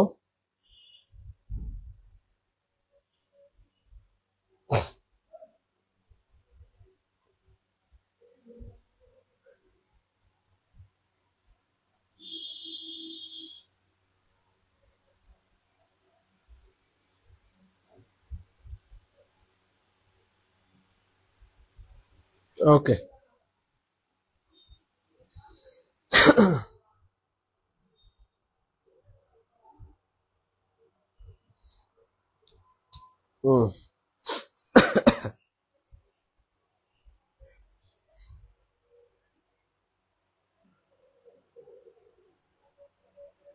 আচ্ছা কমেন্ট গুলা। আচ্ছা, প্রেডিকেট ক্যান অ্যাডভার্বের পার্ট না, প্রেডিকেট ক্যান অ্যাডভার্বের পার্ট না। প্রেডিকেট কেন অ্যাডভার্বের পার্ট হবে? প্রেডিকেট অ্যাডভার্বের ভার। আচ্ছা, কি আল্লাহ বিশ্বাস রাখে আপনার উপর ভরসা করে আগাবো ঠিক থেকে ইনশাআল্লাহ। ফাদার লাভস মি আর father loves me, father love me আর ফাদার লাভস মি এর মধ্যে পার্থক্য কি? আচ্ছা, নূর শাহানা বলছে father love me, father love me, father love or loves. আচ্ছা, মি, এখানে লাভ আর লাভস এর মধ্যে পার্থক্য হলো ফাদার হলো third person singular number, third person singular number, singular number. তো থার্ড পারসন সিঙ্গুলার নাম্বার হলে আমার অবশ্যই তার সাথে এস বা ইএস হবে, লাভ মি, এটা ভুল, এটা হবে না, কারণ এর সাথে এস বাই এস হবে। আচ্ছা, আনসারটা করছো? Do you know when, do you know when, do you know when. একটা জিনিস মনে রাখবা, একটা সেন্টেন্সে কখনো দুইটা ইন্টারোগেটিভ সেন্টেন্স হইতে পারে না, একটা বাক্যে কখনো দুইটা ইন্টারোগেটিভ সেন্টেন্স হইতে পারে না। আমি যদি বলি do you know, know this, do you know this, তুমি কি এটা জানো? When will he come. দেখো, এটা হলো দুইটা ইন্টারোগেটিভ সেন্টেন্স, এটা হলো 1 নাম্বার আমি বলতে পারি, এটা 2 নাম্বার আমি বলতে পারি। তো এই দুইটা সেন্টেন্স আলাদা আলাদা ভাবে আমার হইতে পারে, কিন্তু যখন একটা সেন্টেন্সে আমি নিয়ে আসবো তখন অবশ্যই আমার একটা বাক্যে একটা ইন্টারোগেটিভ সেন্টেন্স বসাইতে হবে, তাহলে আরেকটা কি হবে? আরেকটা হয়ে যাবে অটোমেটিক অ্যাসার্টিভ সেন্টেন্স। বুঝতে পারছো? ইন্টারোগেটিভ সেন্টেন্সের স্ট্রাকচার কি? ইন্টারোগেটিভ সেন্টেন্সের স্ট্রাকচার হলো প্রথমে auxiliary verb, auxiliary verb plus subject plus main verb, main verb, তারপরে ইত্যাদি ইত্যাদি। আরেকটা কি আছে? WH word plus auxiliary verb, auxiliary verb plus subject. দেখো, অক্সিলিয়ারি ভার্ব, এই যে ডু, তারপরে আমার সাবজেক্ট বসছে, সাবজেক্ট, এটা হলো আমার মেইনলি আমার ইন্টারোগেটিভ সেন্টেন্সের structure. Do you know who I am? Yes, who am I হবে না, ডু ইউ নো, তুমি কি জানো, এটা একটা interrogative sentence. Who am I, এটা হলো একটা ইন্টারোগেটিভ সেন্টেন্স। তো দুইটা ইন্টারোগেটিভ সেন্টেন্স কখনোই বাক্যে একসাথে বসে না, প্রথমটা ইন্টারোগেটিভ হবে, তারপরটা কি হবে? অ্যাসার্টিভ হবে। তো এইটাকে আমরা বলি WH embedded question, WH embedded question. যখন আমার কোনো বাক্য ইন্টারোগেটিভ সেন্টেন্স দিয়ে, ইন্টারোগেটিভ পার্ট দিয়ে শুরু হবে, তারপরে যে সেন্টেন্সটা হবে সেটা হবে অ্যাসার্টিভ, এবং সেই ক্ষেত্রে আমার আগে সাবজেক্ট বসবে, তারপরে ডব্লিউএইচ ওয়ার্ড বসবে। দেখো এখানে দেখো, ডু ইউ নো, এটা আমার 1 নাম্বার ইন্টারোগেটিভ সেন্টেন্স, তার মানে যে 2 নাম্বার সেন্টেন্সটা বসবে সেটা অবশ্যই কি হবে? অ্যাসার্টিভ হবে। অ্যাসার্টিভ সেন্টেন্সের স্ট্রাকচার তো আমরা জানি, the results will be published, এখানে এটা সাবজেক্ট, তারপরে অক্সিলিয়ারি ভার্ব।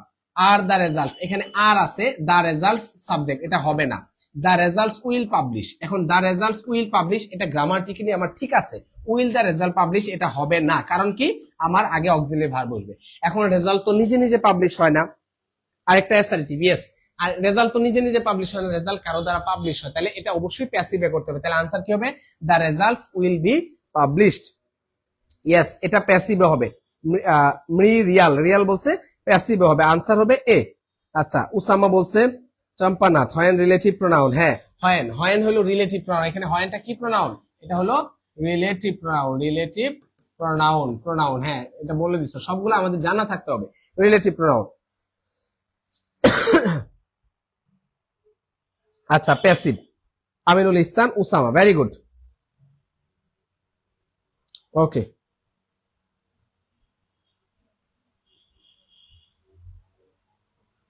ওকে, প্যাসিভ। তারপর দেখো, the man who set next to me is an architect. The man who set next to me, next to me, যে আমার পাশে বসে তিনি একজন আর্কিটেক্ট। তাহলে এটা কি সেন্টেন্স হবে? দেখো,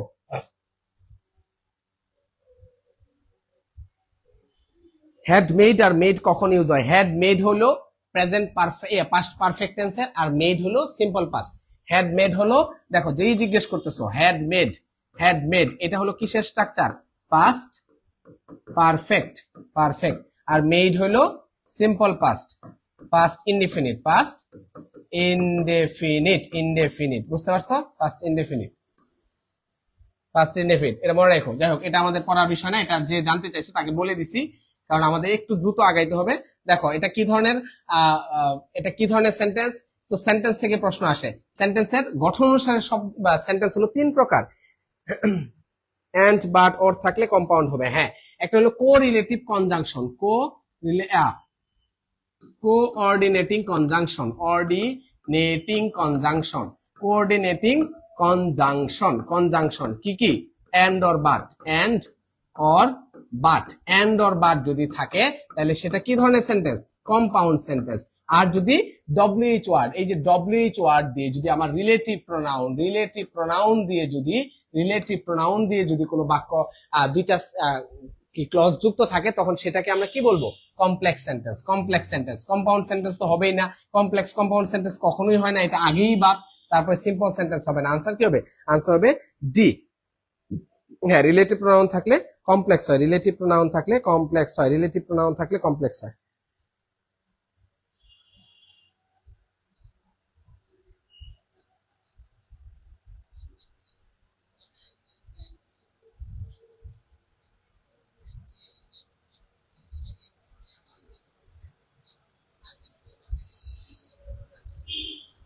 ওকে, এটা একটু বুঝাই দেন, সিম্পল কম্পাউন্ডও। আচ্ছা, চম্পা বলছে ভাইয়া এটা একটু বুঝাইয়া দিয়েন, সিম্পল কম্পাউন্ডও। সিম্পল কম্পাউন্ডও, সিম্পল মানে হলো একটা ফাইনাইট ভার্ব থাকবে, একটা ফাইনাইট ভার্ব থাকবে এবং কোনো কোনো কোরিলেটিং কনজাংশন থাকবে না, কোঅর্ডিনেটিং কনজাংশন থাকবে না, কোনো রিলেটিভ প্রোনাউন থাকবে। সিম্পল সেন্টেন্স মানে হলো একটা সাবজেক্ট একটা ফাইনাইট ভার্ব, এটা হলো সিম্পল সেন্টেন্স। কিন্তু কম্পাউন্ড সেন্টেন্সে আমার দুইটা সেন্টেন্স থাকবে এবং সেন্টেন্স দুইটা কোঅর্ডিনেটিং কনজাংশন কি কি? এন্ড অর বাদ দিয়ে যুক্ত থাকবে, এন্ড অর বাদ দিয়ে যুক্ত থাকবে। আর কমপ্লেক্স সেন্টেন্স কি? কমপ্লেক্স সেন্টেন্স হলো রিলেটিভ প্রোনাউন দিয়ে দুইটা ক্লজ যুক্ত থাকবে, একটা ক্লজ আরেকটার উপর কি থাকবে? অধীনস্থ থাকবে, মানে কি একটার সাথে আরেকটা সম্পর্ক যুক্ত থাকবে। বুঝতে পারছো? এটা হলো আমার সিম্পল কমপ্লেক্স কম্পাউন্ড। হ্যাঁ, সিম্পল মানে সাবজেক্ট অবজেক্ট, মানে কি I M a student, simple sentence. He is a student, simple sentence. এখানে কি একটা সাবজেক্ট একটা ফাইনাল ভার্ব, একটা সাবজেক্ট একটা ফাইনাল ভার্ব। জামিল, ওয়ালাইকুম আসসালাম। আসলা না চলে যাবা? বুঝতেছি না। We want to take legal action. We want to take legal action to take. We want to take legal action against the hoodlum in the sentence to. এখানে দেখো to take, to take আমরা একটা জিনিস মনে রাখবো, নন finite verb, নন finite verb, non finite বা আরেকটা নাম হলো ভার্বালস। ভার্বালস, ভার্বালস, ভার্বালস গুলা কি কি? নন ফাইনাইট বা ভার্বালস গুলা হলো, একটা হলো জিরান্ড, জিরান্ড, দুই নাম্বার হলো পার্টিসিপল, তারপরে তিন নাম্বার হলো ইনফিনিটিভ। ইনফিনিটিভ, ইনফিনিটিভ, ইনফিনিটিভের স্ট্রাকচার হলো 2 + v1। ইনফিনিটিভের স্ট্রাকচার কি? 2 + v1। তো কখনো কোনো উদ্দেশ্য বুঝাইতে, কখনো কোনো উদ্দেশ্য কোনো কিছু করা বুঝাইতে সেটাকে আমরা বলি কি? ইনফিনিটিভ। Infinitive, infinitive. দেখো, we want to take, we want to take আমরা নিতে চাই, টু টেক তার মানে কি? ভার্ব 2 + v1, 2 + v1, 2 + v1, এটাকে আমরা কি বলবো? ইনফিনিটিভ। ইনফিনিটিভ। তো অনেকেই কনফিউজড হয়ে গেছে ইনফিনিটিভ মার্কার দেখে, যেটা যেমন ভার্ব অ্যাডভার্ব যা অ্যাডভার্বিয়াল তাই, অ্যাডভার্ব যা অ্যাডভার্বিয়াল তাই, ঠিক একই রকম এটা তো অ্যাডভার্ব না, টু টেক অ্যাডভার্ব হবে না, কনজাংশন হবে না, প্রিপজিশন তো কখনোই হবে না। আনসার হবে কি? Infinitive marker. Infinitive marker, answer হবে D, infinitive marker. Shefali Biswas, Jannatul Aziza, Rutba Naufat. Infinitive participle gerund, IGP, infinitive verb. Yes, infinitive verb. Okay, Arifa Sultana, IGP, inspector general of police. আমি ভয় পেয়ে গেছিলাম এখানে আইজিপি কেন লিখতেছে, তো এটা যে একটা নেমোনিক মানে কি শর্ট ফর্ম, এটা আমি জানতাম না। যাই হোক, শর্ট ফর্ম দিয়ে আসলে পড়া হয় নাই আমি আমার মতো। ভাইয়া এটা কি ডিউ কোশ্চেন? না, এটা ডিউ কোশ্চেন না, রিয়াল এটা মেডিকেলের কোশ্চেন। ডিউ এও এরকম প্রশ্নই আসে, ইংরেজি আসলে ডিউ মেডিকেল আলাদা কিছু নাই, টপিক হয়তো একটু বেশি। সাদিয়া খাতুন হাসতেছে, ওই আইজিপি শুনে আসলেই ভয় পাইছিলাম, আইজিপি শুনে আসলেই ভয় পাইছিলাম। আচ্ছা আচ্ছা, আনসার যারা ডি করছো তাদের আনসার সঠিক, যারা আনসার ডি করছো তাদের আনসার সঠিক। আচ্ছা আচ্ছা আচ্ছা, এখানে একজন জিজ্ঞেস হুডলামের মিনিং, হুডলাম মানে হলো যে অনেকে আশা, আচ্ছা জিজ্ঞেস করছে হুডলাম, হুডলাম মানে হলো যে বখাটে ছেলে। হুডলাম এখানে অর্থটা কি? I want to take legal action against the hoodlum. আমরা একটা লিগ্যাল অ্যাকশন বা একটা মানে কঠিন প্রতিক্রিয়া দেখাইতে চাই কাদের বিরুদ্ধে? এই যে রাস্তার বখাটে ছেলে, রাস্তার বখাটে ছেলে বা গুন্ডা টাইপের কিছু মানুষজন থাকে না, গুন্ডা। গুন্ডা মানে হলো কি? হুডলাম মানে কি ছাপরি টাইপের কিছু পোলাপান থাকে না, যে বাইক নিয়ে ভুর করে দৌড়ায়, এগুলাকে আমরা কি বলি? আচ্ছা, স্যাড ইমোজি দিছে। হুডলাম মানে হলো গুন্ডা বা বখাটে, সাপরি বা টিকটকার, সবই বলতে পারো। এখন এগুলাই সাপরি হয়ে গেছে হুডলামের সিনোনিম। সাপরি, গুন্ডা, বখাটে, মানে এগুলো বলে না, এগুলাকে আমরা সিনোনিম বলতে পারি হুডলামের। ওকে, হ্যাঁ, মেয়ে গুন্ডারে কি বলে, মেয়ে গুন্ডারে কি বলে এটা আমি জানি না আসলে। মেয়ে গুন্ডারে কি বলে এটা আমার জানা নাই।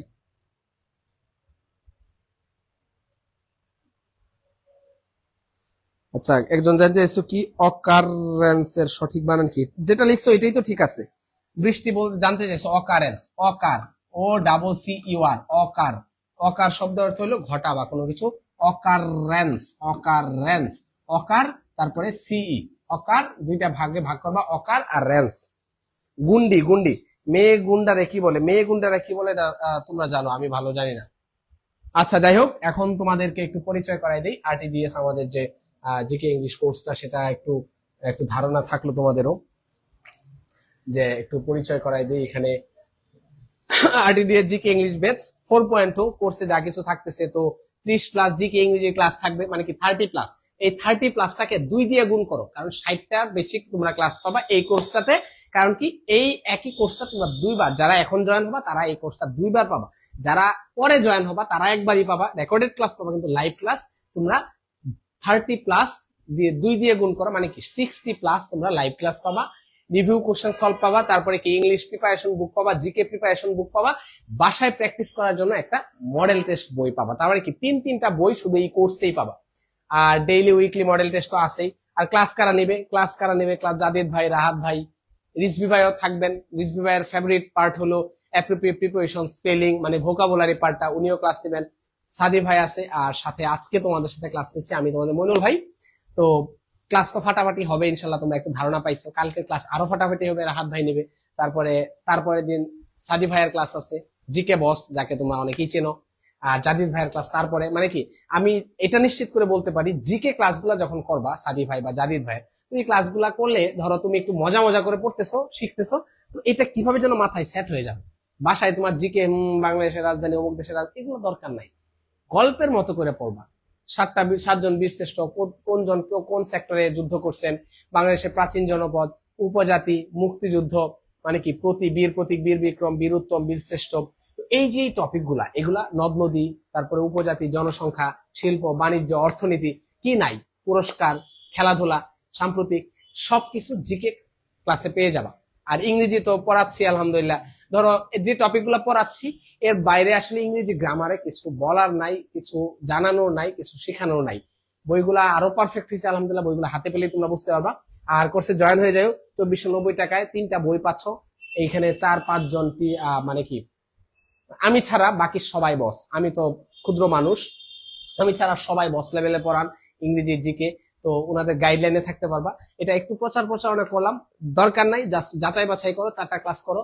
আর আর্লি জয়েন করলে একটু লাভ কেন জানো, ক্লাসগুলা তুমি বেশি বেশি পাচ্ছ, অন্যদের চেয়ে এগিয়ে থাকতে পারবা, এটা হলো লাভ। আর রেকর্ড ক্লাস তো করা হয় না, যারা লাইভ ক্লাসগুলো শুরু থেকে করতে চাও দ্রুত জয়েন হয়ে যায়।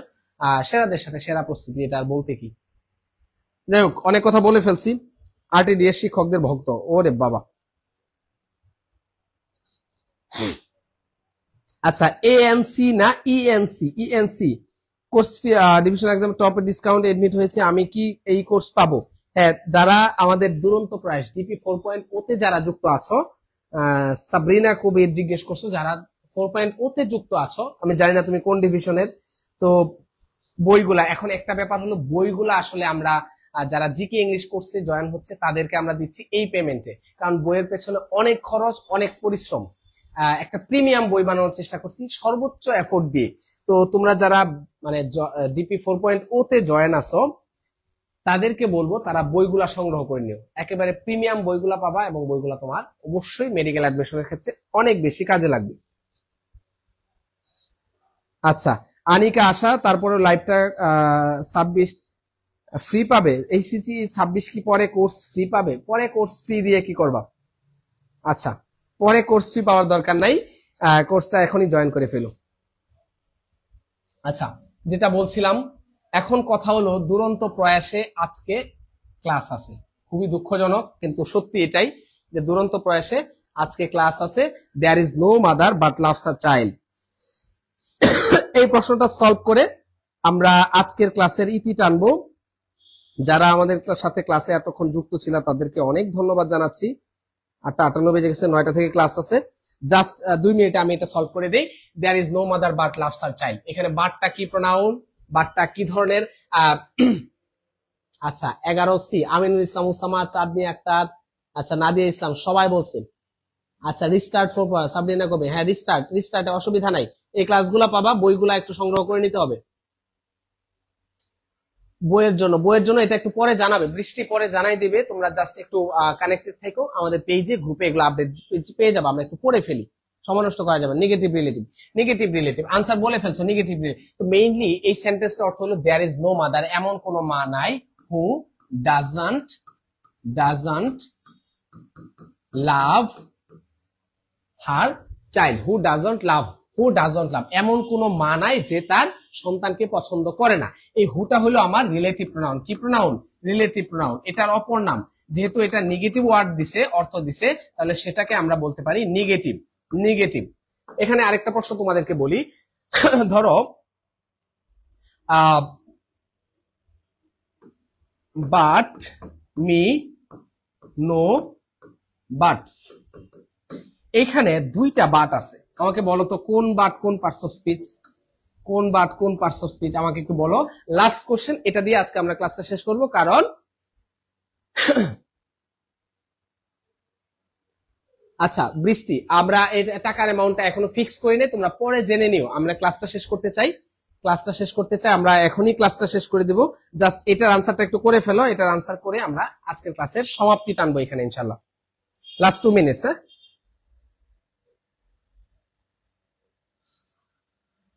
ওকে, দেখো বাট মি নো বাটস, এখানে দুইটা বাট আছে, বাট মি নো বাটস। এই প্রথম বাটটা হলো আমার ভার্ব, এটা হলো ইম্পারেটিভ সেন্টেন্সের ভার্ব। কারণ কি, বাক্য ইম্পারেটিভ সেন্টেন্সের বাক্য ভার্ব দিয়ে শুরু হইতে পারে। Do the work, do the sum, go there, এই যে গো ডু, তার মানে কি আমার ইম্পারেটিভ সেন্টেন্সের বাক্য শুরু হইতে পারে ভার্ব দিয়ে। তো প্রথম বাটটা হলো আমার ভার্ব। তো দ্বিতীয় বাটটা কি? নো বাটস, বাক্যের অবজেক্ট হিসেবে বসে, আমার কি বসে? অবজেক্ট হিসেবে বসে নাউন। তারপরে দেখো নো একটা কি? একটা ডিটারমিনার, তো ডিটারমিনারের পরে যদি আমার একটা ওয়ার্ড থাকে তাহলে সেটা হবে নাউন। তার মানে প্রথম বারটা হলো ভার্ব, লাস্টের বারটা হলো নাউন। তো এই যে বাট, এই বারটা যেমন নেগেটিভ রিলেটিভ বা রিলেটিভ প্রোনাউন, এই বারটা হলো ভার্ব, এই বারটা হলো নাউন। তো বাট একটা শব্দ কিন্তু অনেকগুলা কি হতে পারে? পার্টস অফ স্পিচ হতে পারে। তো আমরা এটাই দেখলাম আজকে। তোমাদেরকে আর কি বলবো, আসলে অনেকটা সময় তোমাদের দুরন্ত প্রয়াসে ক্লাস আছে, তো দুঃখজনক হলেও সত্যি। আমি অনেক কিছু পড়াইতে চাইছিলাম, অনেক কিছু তোমাদের জন্য রেডি করছিলাম, কিন্তু আজকে আসলে আর সম্ভব হচ্ছে না। তোমাদেরকে অনেক অনেক ধন্যবাদ। এখন তোমাদেরকে দুটি কথা বলেই আমি শেষ করব। যারা পড়াশোনা করতেছো, একটা জিনিস মনে রাখবা, যে পড়াশোনা করতেছো, ধরো তুমি মেডিকেল ভর্তি পরীক্ষা দিলা বা কোথাও অ্যাডমিশন দিয়ে কোথাও চান্স পাইছো, আলহামদুলিল্লাহ, খুবই ভালো। তখন তোমার আত্মীয় স্বজন, পাড়া প্রতিবেশী বা হয়তো তোমার শুভাকাঙ্ক্ষীরাই তোমাকে বলবে যে মেডিকেলে চান্স পাইছো, তো কি হয়েছে, এখনো পথ অনেক বাকি। কত স্টুডেন্ট এরকম মেডিকেলে চান্স পায়, পরে ঝরে পড়ে, ডাক্তার তো হইতেই পারে না, পাশই করে বের হইতে পারে না। তো পাস চান্স পাইছো, খুব ভালো কথা, আগে পড়াশোনা করে ডাক্তার হও। তার মানে কি, তারা কিন্তু স্যাটিসফাইড না। তুমি চান্স না পাও, তাহলে বলবো ও তো চান্সই পায় নাই, ও তো ছাত্রের কাতারেই পড়ে না, স্টুডেন্টের কাতারেই পড়ে না। বুঝতে পারছো? তার মানে তুমি ভালো কোথাও চান্স পাইলা, মেডিকেলে চান্স পাইলা বা ভার্সিটির চান্স পাইলা, বুয়েটে চান্স পাইলা, ঢাকা ইউনিভার্সিটি চান্স পাইলা, এতেও তোমার যারা আশেপাশের মানুষ তারা খুশি না। চান্স না পাইলে তো আরো খারাপ অবস্থা। তো এই সিচুয়েশনে আমাদেরকে চিন্তা করতে হবে যে আমাদের আসলে সফলতা কি, চূড়ান্ত সফলতা কি জিনিস, এটা আমাদেরকে বুঝতে হবে। আল্লাহ সুবহানাহু ওয়া তাআলা পবিত্র কোরআনে বলে দিচ্ছেন যে সফলকাম তারাই যারা জান্নাতে প্রবেশ করবে। তো আমাদের এই যে একটা লাইফ, এটা একটা জার্নি। এই জার্নির গন্তব্য কোথায়? এই জার্নির গন্তব্য হলো মৃত্যু। তা আমরা আসলে ধীরে ধীরে ধাপে ধাপে মৃত্যুর দিকে আগে যাচ্ছি। আমি একটা কথা আমার খুবই পছন্দ, কথাটা হলো success is not a destination, success is a journey. সফলতা কোনো গন্তব্য না, সফলতা হলো একটা চলমান প্রক্রিয়া, এটা একটা জার্নি। তো এই জার্নিতে আমরা আছি, আমরা সফল হব, ব্যর্থ হলে ধৈর্য ধারণ করব, চেষ্টা অব্যাহত রাখবো। আর সফলতা বলতে ওইটাই বললাম যে আমাদের গন্তব্য একটাই, মৃত্যু। আর সফলকাম তারাই যারা সৎকর্ম করলো, জান্নাতে প্রবেশ করলো। তো এই জার্নিতে সৎভাবে লেগে থাকতে হবে, সততা থাকতে হবে, পরিশ্রম থাকতে হবে, আর অবশ্যই আল্লাহর প্রতি বিশ্বাস থাকতে হবে, তাওয়াক্কুল থাকতে হবে। আল্লাহর প্রতি বিশ্বাসটা এমন ভাবে ধারণ করব যে যেটা আমার জন্য উত্তম, যেটা আমার জন্য কল্যাণকর, সেটা আল্লাহ আমাকে দিবেন। তো এই বিশ্বাসটা রেখে আমাদের কাজে এগিয়ে যেতে হবে। আর আল্লাহ ধৈর্য ধারণকারীদের পাশে আছেন, আমাদের সেই চেষ্টাটা অব্যাহত থাকুক। যারা আজকে ক্লাস করলাম সবাইকে অনেক অনেক ধন্যবাদ, অনেক অনেক শুভকামনা, সবার জন্য অনেক অনেক দোয়া রইল। তো সবাই ভালো থাকো, সুস্থ থাকো, নিরাপদে থাকো, পরবর্তী ক্লাসগুলো অবশ্যই করবা, এবং তোমাদের জন্য অনেক অনেক দোয়া এবং অনেক অনেক শুভকামনা জানিয়ে আজকের ক্লাসটা এখানে শেষ করতেছি। সবাই নিরাপদে থাকো। আল্লাহ হাফেজ। আসসালামু আলাইকুম ওয়া রাহমাতুল্লাহ।